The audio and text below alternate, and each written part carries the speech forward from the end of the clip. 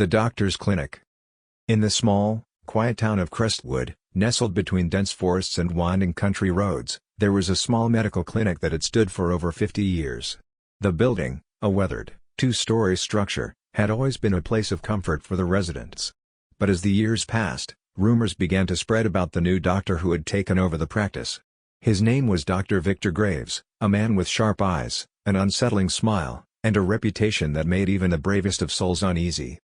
Dr. Graves had come to Crestwood only recently, claiming that he had been seeking a quieter place to practice medicine. However, the people who went to see him never left the same way. Complaints ranged from an overwhelming sense of dread during visits to inexplicable bruises and scratches showing up after being examined. His patients grew fewer as the months went by, but those who remained had no choice but to continue seeing him, because in a town like Crestwood, there were no other doctors. It was Emma Thompson, a young woman in her early 20s, who found herself needing Dr. Graves' services. Emma had been struggling with an undiagnosed condition that had left her weak, tired, and often in pain. After months of trying other treatments with no success, she heard whispers from a neighbor about Dr. Graves and decided to give him a try. The first visit seemed ordinary enough. The clinic was clean, its walls lined with shelves of medical books, charts, and old photographs of past physicians. Dr. Graves greeted her with a cold smile, his handshake firm but strangely unfeeling. "I've heard about your case, Miss Thompson," he said, his voice smooth but carrying an edge of something darker. "I'm sure we'll be able to figure out what's causing your symptoms. You can trust me." Something about his words lingered in the air, heavy and unnatural. But Emma was desperate. She had tried everything else, and this was her last hope. Dr. Graves led her into an examination room, where the atmosphere seemed thicker than usual, the air almost sticky, as if the room itself was holding its breath. He asked her to sit on the examination table, and then began a series of tests, though some of the things he did seemed odd. He asked her to lie down, then pressed on parts of her body in ways she wasn't used to. His fingers were cold, and there was a strange, almost unnatural precision to his movements. "You've been to other doctors, I assume?" he asked, not looking her in the eye. "Did they try to treat the symptoms, or did they try to understand the cause?" I'm not sure," Emma stammered. "They just gave me painkillers and tests. But nothing worked." Dr. Graves nodded, though his expression remained unchanged. "Most doctors today don't understand the body as I do. They treat symptoms, not the source." The way he spoke made her skin crawl, but she forced herself to stay calm. She needed answers, after all. As the appointment went on, Emma couldn't shake the feeling that something was wrong. Dr. Graves was too focused, too calculating in his manner. He made her undergo strange procedures, asking her to drink odd-tasting liquids and take pills she hadn't seen before. When she asked about them, he simply said, "Trust me. You'll feel better soon." The following days were a blur. Emma began to feel more and more unwell, the symptoms worsening rather than improving. Her energy levels plummeted, and she started to experience vivid, unsettling dreams. In these dreams, Dr. Graves was always there, standing over her, his eyes glowing with a predatory light. Each time she tried to cry out for help, her voice was silenced, as if the air around her had thickened into something suffocating. One night, Emma couldn't take it anymore. She called her friend Sarah, begging her to come over. Sarah arrived with concern written all over her face, but when Emma opened the door, Sarah took a step back. "Emma, what's wrong with you?" Sarah gasped. Emma hadn't realized it, but her skin had taken on a pale, almost translucent hue, and her eyes were sunken. It was as if the life had been drained from her. I think I need to go back to Dr. Graves," Emma whispered, her voice barely audible. "He's the only one who can help." "No," Sarah cried, stepping forward. "Something's not right. I've been hearing things about him, about people who've gone to his clinic and never come back the same." Emma shook her head, her thoughts becoming foggy. I don't know. I need him." Sarah's face hardened. "No, Emma. You're not going back there. Something's happening to you, and I think he's behind it." The two women argued late into the night, but Emma's condition only worsened. The next day, when Sarah tried to take her to another doctor, Emma collapsed in the street, her body convulsing violently. Terrified, Sarah called an ambulance. As the paramedics worked frantically to stabilize Emma, one of them, an older man named Harold, looked up at Sarah with a grave expression. "You need to listen to me," he said. "Dr. Graves. He's not who he seems. He's been in this town for years, but no one's ever been able to prove what he's really doing. People go in looking for treatment, and they never come out the same. Sometimes, they don't come out at all. Sarah's heart pounded in her chest. What do you mean? Harold hesitated before speaking again. I've seen it firsthand. People in this town. They change after seeing him. They start losing their minds, or they get sick in ways that can't be explained. There's something unnatural about him. The way he works, the way he looks at people, it's not. Before Sarah could respond, the ambulance doors slammed shut, and they sped off toward the hospital. Weeks passed, and Emma remained in the hospital, her condition growing more mysterious by the day. Doctors couldn't explain what was happening to her. It was as though her body was rejecting life itself. Sarah, desperate for answers, began digging into Dr. Graves' past. What she uncovered sent chills down her spine. There were no records of Dr. Graves before he arrived in Crestwood. No medical school credentials, no history of employment. Just a series of vague references to his name in obscure, often untrustworthy sources. But what struck Sarah the most was a single sentence in a local newspaper article dating back to the 1950s. Dr. Graves, known for his controversial treatments, was implicated in the disappearances of several patients before his abrupt departure from the city. The article was old, but it was clear that Dr. Graves had a pattern. And it seemed as though he had brought his work to Crestwood, continuing his twisted methods without anyone being the wiser. Determined to save her friend, Sarah confronted Dr. Graves. She marched to the clinic, bursting through the doors and demanding to speak to him. The waiting room was empty, eerily silent. When Dr. Graves appeared from behind a door, his cold eyes locked onto hers with that same unsettling smile. "What are you doing here, Miss Sarah?" he asked, his tone smooth and mocking. "I know what you're doing," she said, her voice trembling with anger. "You're hurting people, Dr. Graves. I know about your past. It's over." Dr. Graves' smile didn't falter. "You think you understand, but you don't. I'm helping them. Helping them reach a new state of existence. A higher level of being. They'll thank me eventually." The air grew heavy once again, and Sarah felt her heart race. She couldn't take it anymore. "You're a monster. And you'll be stopped." "Oh, Miss Sarah," Dr. Graves said softly. "You're already too late." And with that, the doors to the clinic slammed shut behind her, locking her in. The last thing Sarah heard was a chilling laugh echoing through the halls. Sarah's heart raced as she pounded on the locked clinic doors. Desperation clawed at her chest. She had made a mistake, coming here alone, confronting Dr. Graves on his turf. Now she was trapped. She could hear him moving behind her, his footsteps deliberate, slow. "Miss Sarah, you should have listened," Dr. Graves' voice echoed through the hallway, his tone as smooth as ever, but there was something different now, something dark, like the air had grown thicker, suffocating. "You've already walked into my domain. No one leaves once they've seen the truth." The hairs on the back of Sarah's neck stood on end.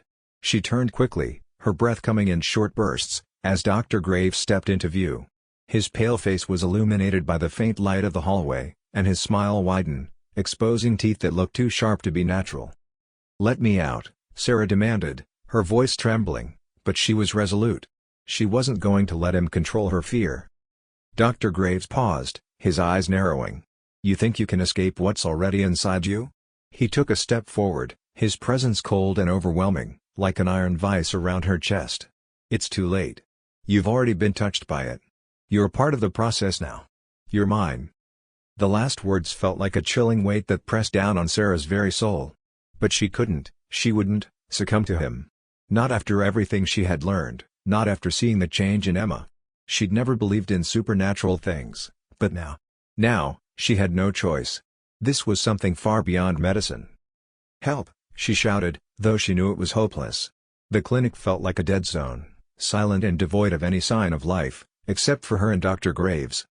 Dr. Graves stepped closer, the smile never leaving his face. "Scream all you want, Miss Sarah. The town will hear it, but they won't help you. You'll find no salvation here." Suddenly, a door at the end of the hall creaked open. In that fleeting moment of distraction, Sarah's mind snapped into action. She sprinted toward the door, throwing her shoulder into it and barging into the room. It was dark, but she could make out the faint outlines of old medical equipment, surgical tools, syringes, glass vials filled with strange liquids. And then she saw it. A file on a table. She ran to it, her heart pounding as she flipped it open. Inside, she found documents, dozens of them, records of patients. Names, ages, diagnoses. But it was the notes beside each name that sent a wave of nausea through her. Transference complete. Stage 3. Patient lost. Phase 4 failure. And most chilling of all, one patient's note read, Miss Sarah Matthews. Subject, consideration. Her mind raced. He'd been planning this all along. She wasn't just some random person who'd stumbled in. He had known she would come. It was part of his twisted plan. "Ah, you found the truth." Dr. Graves' voice slid into the room like a serpent. She hadn't heard him approach, but somehow, he was standing right behind her, his presence smothering. She spun around, but it was too late. He was too close. "You should have stayed away, Miss Sarah." She tried to back away, but her legs were like lead. The air felt impossibly thick, and for a moment, she thought she might suffocate. Dr. Graves raised a hand toward her, his fingers like claws, his eyes glowing faintly in the dim light. In a split second of clarity, Sarah saw something she hadn't noticed before, the floor beneath her feet. A hidden trapdoor. Without thinking, she leapt toward it, throwing her weight into it, desperately trying to lift it. "Don't you dare!" Dr. Graves hissed, his voice low and threatening. But Sarah didn't listen. With every ounce of strength, she yanked open the trapdoor and dove in, tumbling down into darkness.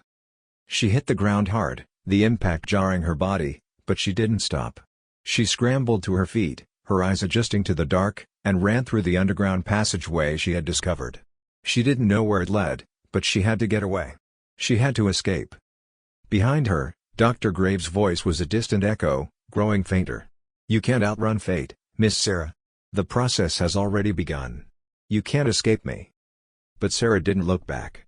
She kept running, down endless corridors that twisted and turned like some living maze beneath the clinic.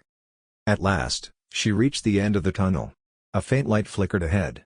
There, in the far distance, was a set of double doors. She sprinted toward them, heart hammering in her chest, and flung them open. On the other side was the real world. The night sky. Cold, fresh air. She stumbled out of the tunnel and onto the wet grass. The clinic loomed in the distance behind her, but she didn't dare look back. She kept running. It wasn't until she reached the edge of town, out of breath, her body aching, that she collapsed onto the grass. For the first time since stepping foot in that cursed clinic, Sarah allowed herself to cry. She had escaped. She was free. But as her tears fell, she realized something horrifying. The air around her felt different now. The world felt wrong. She looked at her hands, which seemed paler than before, her fingertips tingling with a strange, unfamiliar sensation. In that moment, Sarah understood the full extent of Dr. Graves' twisted work. It wasn't just his patients who had changed. It was everyone he touched. Including her. Her escape, it seemed, had been a part of his plan all along. She looked up at the town in the distance, her mind reeling. She had run away from Dr. Graves, but she had never truly left. The clinic, its hold on her, would follow her for the rest of her life. And worse. She had already begun to change. As she turned to walk toward the darkened horizon, the last thing she saw was a figure watching her from the shadows, Dr. Graves, standing at the clinic's doorway, smiling as though he had won. The doctor's house. It had been a long, exhausting week for Clara. The late nights at work, the stress of life, it all caught up to her as she found herself lying in bed, unable to sleep. She'd been dealing with a mysterious illness for the past few weeks, something that left her exhausted, lightheaded, and always cold, no matter the weather. After several visits to different doctors with no answers, she had finally found one who seemed different. Dr. Caldwell. He was a renowned specialist with a reputation for solving the toughest medical mysteries. His clinic was tucked away on the outskirts of town, hidden in the middle of an overgrown forest. It wasn't the kind of place you'd visit by accident. It felt isolated, almost abandoned, like a place where time itself had forgotten to move forward. Clara had arrived at Dr. Caldwell's house earlier that evening, just as the sun dipped below the horizon. His home was old, a Victorian-style house with tall windows and creaky wooden floors. When she'd walked in, the faint smell of old books and herbs filled the air. There was something strange about the place. It was too quiet. Too still. "Come in, my dear. No need to knock," Dr. Caldwell had said, his voice deep, almost soothing, as he opened the door before she could even reach for the handle. His eyes, dark and intense, seemed to peer straight into her soul. He welcomed her inside, and as she stepped into the dimly lit hallway, she couldn't shake the feeling that something was off. His house was filled with old furniture, medical books piled high, and the faint ticking of a grandfather clock in the corner. But what stood out most were the paintings, old, faded portraits of people that looked like they'd been staring at her for decades. Their eyes followed her every move. Dr. Caldwell led her to a small examination room. "Sit, relax," he said. "I'll be with you shortly." As she sat, she noticed a strange cat curled up on a chair in the corner. Its fur was black as midnight, its eyes glowing faintly in the low light. It didn't move. It just watched. Clara felt a chill crawl down her spine, but she tried to brush it off. Moments later, the doctor returned, his footsteps heavy on the old floorboards. "Let's take a look at you, shall we?" he murmured, his voice steady but strangely distant. He began to examine her, taking her pulse, listening to her heartbeat, and asking her questions about her symptoms. But the whole time, his eyes never met hers. Instead, they wandered over her body in a clinical, detached way, as though he were assessing something far more than just a patient. Something more dark. "I think I know what the problem is," Dr. Caldwell said, his tone shifting suddenly, becoming almost amused. "But there's a treatment I'll need to prepare for you. It will take some time." Clara nodded, her stomach twisting in nervous anticipation. She was about to ask him what kind of treatment it was when she was interrupted by a strange noise. It came from the corner of the room, from the cat. The black cat had moved, it was no longer resting on the chair. In fact, it was staring at her now, its eyes unnaturally wide, gleaming like two glowing orbs in the dim room. And then, the cat's mouth opened. No sound came at first, but Clara swore she saw its lips twitch as if trying to form words. "Run," it whispered. The hair on the back of Clara's neck stood up. She blinked, her heart racing. Had she imagined it? The cat didn't speak. It couldn't. It was impossible. But when she looked again, it was gone. Vanished. "Everything okay?" Dr. Caldwell asked, not even seeming to notice her panic. "Why yeah. Just a cat," Clara stammered, trying to steady her breath. She rubbed her eyes, thinking it was just the stress, just the exhaustion. It must have been. But then the room grew cold. Not just chilly, but ice cold, as though a freezing wind was blowing through the walls. Clara shivered uncontrollably as she watched the doctor, who had begun to smile, a thin, unnerving smile, one that didn't seem to reach his eyes. His hands were shaking, too, as he reached for a strange, old syringe on a shelf behind him. The needle gleamed in the faint candlelight. "You'll be feeling much better soon," he said softly, but his voice had taken on a hollow quality. "I just need a sample for the cure." Clara's eyes widened. "A sample? What do you—" Before she could finish, the door slammed shut with a deafening bang. The cat reappeared, this time perched on the windowsill, staring directly at her with those glowing eyes. "Don't let him touch you," the cat hissed, its voice unmistakable now. "He's not a doctor. He's something else." Dr. Caldwell slowly turned toward the cat, his smile fading. "You've been warned, haven't you?" he muttered under his breath, almost as if speaking to himself. Clara's pulse raced. She had to escape. She scrambled to the door, pulling on the handle with all her might. But it wouldn't budge. The walls seemed to close in, the shadows lengthening, the air suffocating. Dr. Caldwell stepped closer, his hand reaching for her arm. "Don't worry, my dear," he whispered. "It's just a little procedure. You'll never feel it." But Clara wasn't listening anymore. With one final, desperate yank, she pulled open the door and ran, out into the cold, dark night. The last thing she heard was the cat's voice, calm yet terrifying. "Run far. Far away. He will never stop." The unseen patient. Hannah had always prided herself on being a logical, grounded person.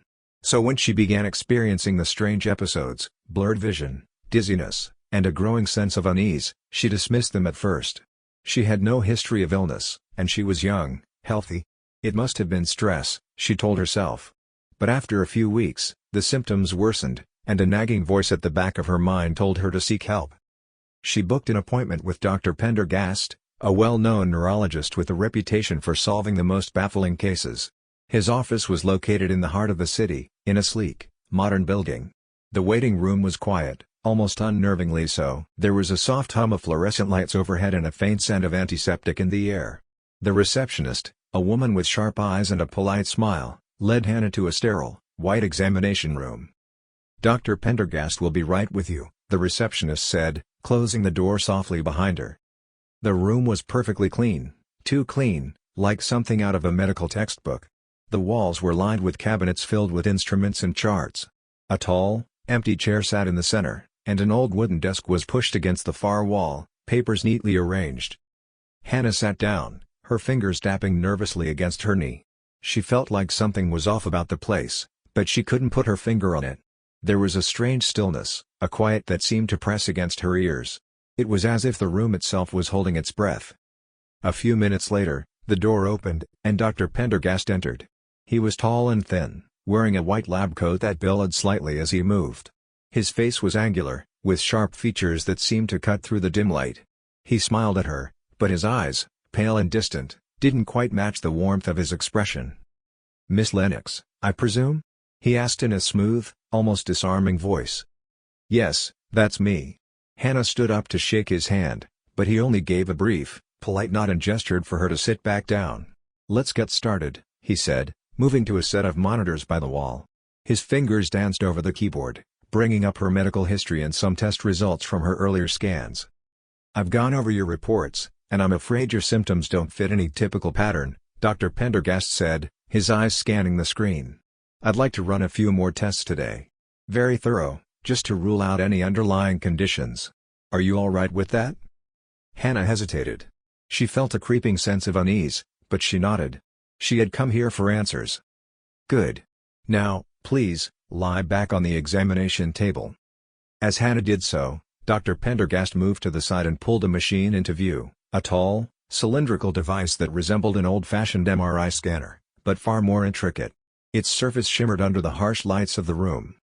"This will only take a few minutes," Dr. Pendergast assured her. "I just need to run a scan of your brain to see if there's anything we've missed." Hannah nodded, closing her eyes as the machine powered on with a soft whirring sound. A cold chill swept over her skin, and she shivered. The machine hummed louder, vibrating slightly beneath her. Then, just as she was starting to drift off in the eerie silence, she heard something, scratching. It came from the far corner of the room. Hannah's eyes snapped open, but she saw nothing. The scratching continued, faint at first, then louder, as if something was trying to escape from within the W. Her breath quickened, and she felt a cold sweat trickling down her neck. "Dr. Pendergast?" she called, her voice shaking. No response. The scratching grew louder, now accompanied by a low, guttural sound, almost like a growl. Hannah's heart began to race. She tried to sit up, but the machine's restraints held her in place.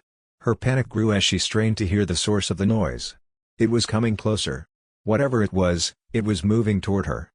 Suddenly, the door creaked open, and Dr. Pendergast walked back into the room, his face expressionless. He didn't seem to notice the noise. "You're doing fine, Miss Lennox," he said in a soothing tone. "Just a few more moments." Hannah's eyes darted around the room, desperately searching for the source of the sounds. The scratching was now joined by something else, whispers. Soft, unintelligible words, like voices just beyond her reach. But no one else seemed to hear them. No one except her. Dr. Pendergast placed a hand on her shoulder, and her skin crawled at his touch. "Let's finish this," he murmured, his voice too calm. "There's nothing to worry about." The voices in her head grew louder, more frantic. And then, the machine stopped. Everything went dead silent. But then, the whispers stopped too. For a moment, Hannah thought she was losing her mind. The cold air in the room felt suffocating. Dr. Pendergast was standing by the console, his back to her. "You're not alone," the whispers hissed. "He's coming for you." "Dr. Pendergast?" Hannah managed to croak, her voice barely audible. What's happening?" The doctor didn't turn around. Then, from behind her, came the sound of something scuttling across the floor. She could hear it more clearly now, something moving rapidly, almost slithering.